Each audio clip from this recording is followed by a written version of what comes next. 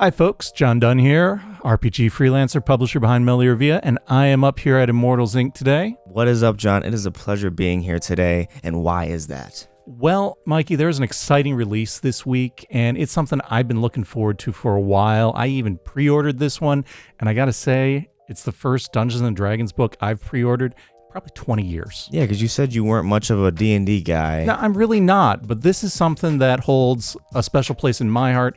I played a lot of it 30 years ago, and let me tell you, the package really does bring out those strong retro vibes, those memories of things that I did a long time ago. But I'm putting the cart before the horse. So this week, I wanted to talk about the brand new slipcase package of SPELLJAMMER Adventures for D&D 5th edition. Now, this is a weighty, chunky tome. I want to give credit where credit's due. It's from Wizards of the Coast. Chris Perkins is the lead on it. I did say it's a slipcase, 3-volume set, plus the GM screen. There is a 2-sided map of a location that's kind of instrumental to spelljamming, which is the Rock of Brawl, and it's actually bound into one of these books. So if you open up your case and you're flipping through it frantically going, hey, where's my map? In the very back of the Astral Adventurers guide, there's a big fold-out map that's perforated so you can tear it out if you want to. It's available in a regular and a deluxe cover option. I believe we still have some copies of both here at Immortals Inc., but we'll come back to that too, all right? I mentioned this has a real strong retro vibe for me. Back in the 90s when I was in college and spelljamming was a brand new thing for 2nd edition AD&D, I played a lot of it. So my game groups in college did a lot of Spelljammer. And I really loved the way that it was a kitchen sink setting. So it kind of grabbed some stuff from Manuals of the Planes, and it used a lot of the other D&D settings that were available at the time. So your Forgotten Realms and your Dragonlance and your Greyhawk. You could have your characters traveling between them, plus having all these adventures out in space. So it kind of tapped in to some of those Star Wars, Star Trek exploring themes that have gotten a lot more attention in the years since, let me tell you. So Spelljammer is basically D&D in space. That is exactly what it is. It is science fantasy, right? So It is fantastic explorations. So you have magic, and the magic is what powers your ships. I could see why that was so revolutionary back then. You're probably like, whoa. Oh yeah, it was wild and crazy and totally new, and it gave you a new way to explore a lot of those seafaring elements. You know, you could have ship-to-ship combat, and it didn't just have to be, you know, a pirate ship, but it could be a pirate ship. And they have a lot of crazy animalistic ship designs, so like the Mosquito was a ship design, a moth was a ship design. And you've got these ships with these crazy wings coming off of it and these very stylized hulls. And let me tell you, they did a great job of preserving those. Like I said, I love that it was a kitchen sink setting that you could combine all of these different elements when you were going on Spelljammer adventures, and they did a great job of preserving that. Before I, gush too much more, I want to just dive into this particular set, keeping in mind that back in the 2nd edition era, this was a product line that they had going for several years, and a lot of books, a video game, a comic series, a series of novels. They couldn't cram all of that into this, but they did a great job of preserving a lot of the high points. So they had a video game for Spelljammer? They did, yeah. I mean, back in the early 90s. What console did it play on? Oh, it was PC.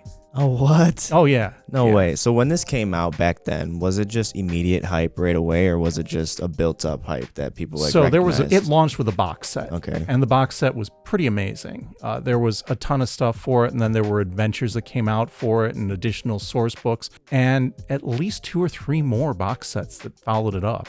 Wow. Yeah, and there's a lot of material from that era that they did a great job of updating the 5th edition. Nostalgia blast.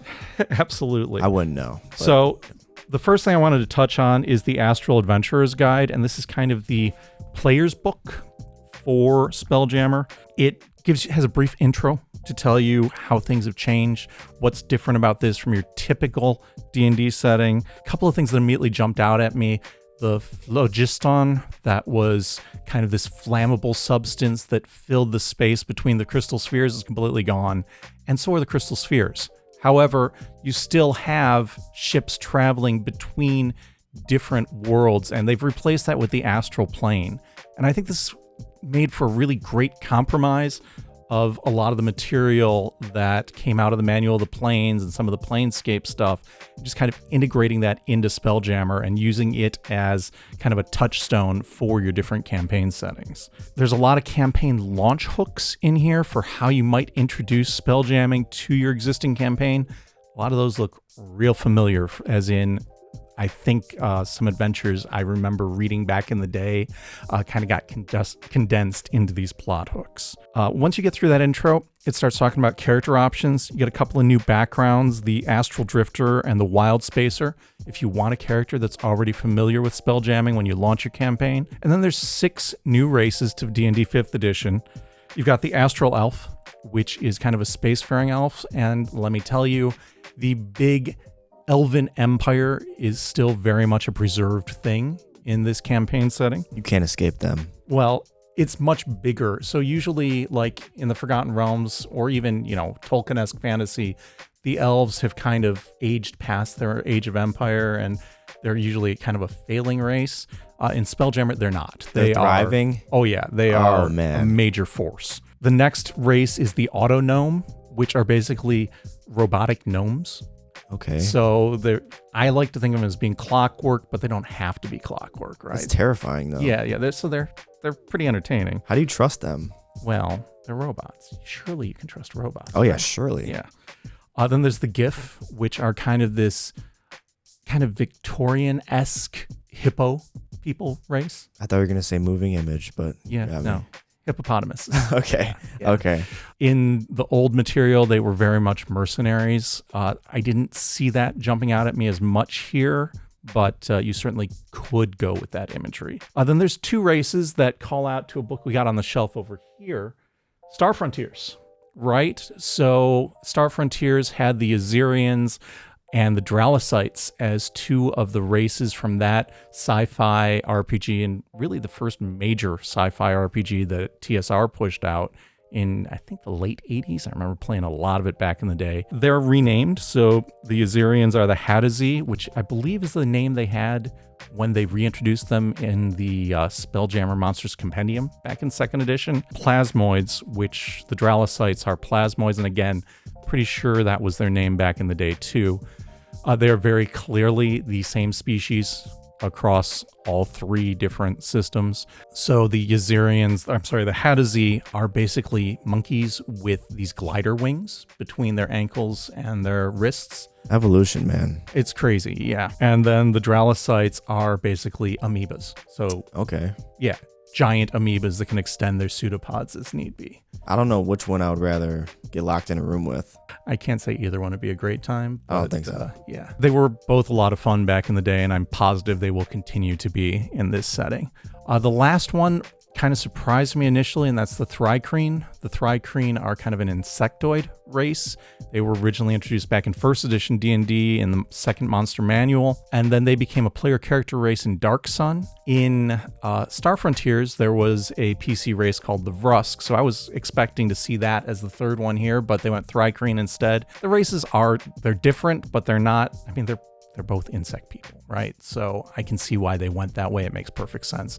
And maybe it's a suggestion that we might see Dark Sun someday for 5th edition, but probably not right away. After we get through the races, there's a section on adventuring, rules for space combat, rules for acting in space. A lot of this is very, very familiar to what I remember from playing Spelljammer back in the day.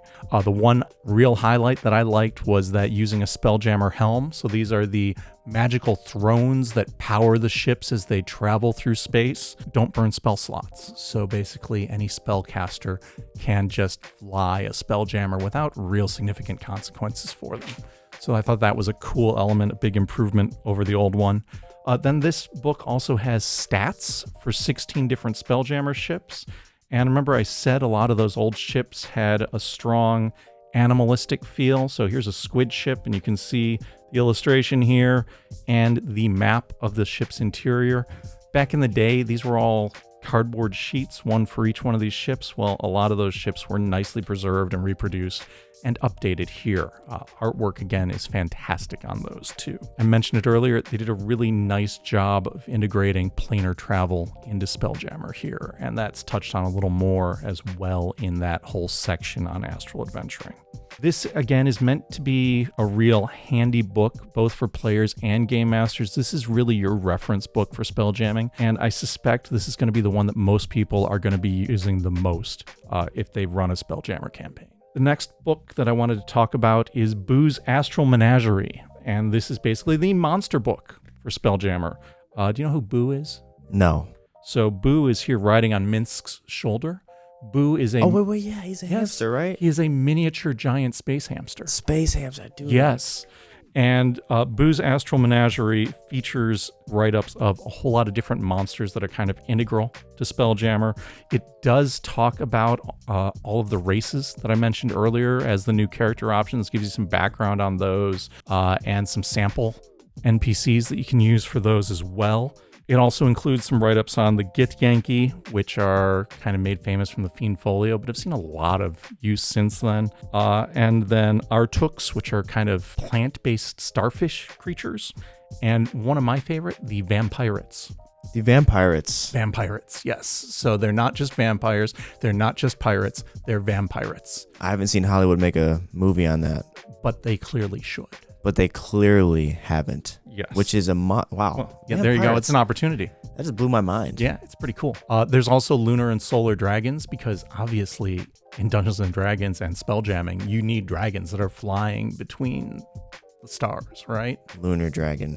That'd be Yes. pretty epic. And then there's some random encounters and some rules for adapting other monsters to make them fit better with Spelljammer, but it's not revolutionary. Last item that's included, and it's probably the one that's only going to be seeing use from the Dungeon Master, is the Light of Xerixis. And this is an adventure. It's basically an intro adventure for 5th to 8th level characters, so not really introducing people to Dungeons and Dragons, but introducing them to the spelljamming setting. It suggests that your characters want to start at 5th level, so probably, and this is an easy solution, if you've run a group of characters through either the starter set or the Essentials kit, they're going to finish that at 5th level, which puts them in a perfect point for jumping in here. Oh, there you go. It's like the perfect sequel to the starter kit video. Exactly. There you go. Spot on. It's probably going to run about 12 game sessions. In fact, it's very explicitly designed to run for 12 sections. There's 4 chunks of the book, and each one of those chunks has 3 chapters. Very cliffhangery pulp adventure, which we've talked before about pulp adventure. We're not strangers. That's a very strong theme here. It introduces 2 new wild space systems too. I mentioned how you can use Spelljammer as your way to travel between campaign worlds, whether it's a homebrew or one of the many established D&D 5th edition settings. This gives you 2 more campaign worlds like that the characters might want to venture into. I mentioned the evil elf, or the elf empire. Well, this one uses them as the bad guys. So you really have a evil elf empire. And a whole lot of the creatures from Boo's Menagerie as well feature in here. And of course, the characters have a chance to save the world. And there is one creature in here that I saw it, and it made me desperately want to run this and also, find as much more out about him as possible. And that is Flapjack, the Flump pirate. Yes, up here. What is his his role? What was his name? Well, he's a character. He's wearing a pirate hat, so I assume he's a pirate, though I don't really think he's not a bad guy. He's a flump. Flumps can't be bad guys. But a flump and a pirate hat, what more could you ask for? The last thing of note that's packed into this slipcase is the GM screen. Some fantastic artwork here showing some Spelljammers in conflict. Wow. It's a big, wide 4-panel screen. It's horizontally set up, and then there's a whole bunch of very Spelljammer-specific reference tables within. I don't think I'd want to make this my only Game Master screen, just because all of those charts are so specific to Spelljammer. But if you're already, have most of the other charts memorized, or if you've got them on another table conveniently located, this is a great reference work for it. And, it's part of the package. and it is a nice heavy-duty cardboard there. This is available now, like I said, in regular and deluxe edition. Each of these books is 64 pages, so you put all that together, it's 192 pages, plus the screen. Everything is full color. It's available for about $70 from Wizards of the Coast right now. We do have it in stock up here at Immortals, Inc. Yeah, they're going fast, baby. Spelljammer's back, and they're here. So if you're interested, stop in, take a look. Till next time, folks, good gaming. Later.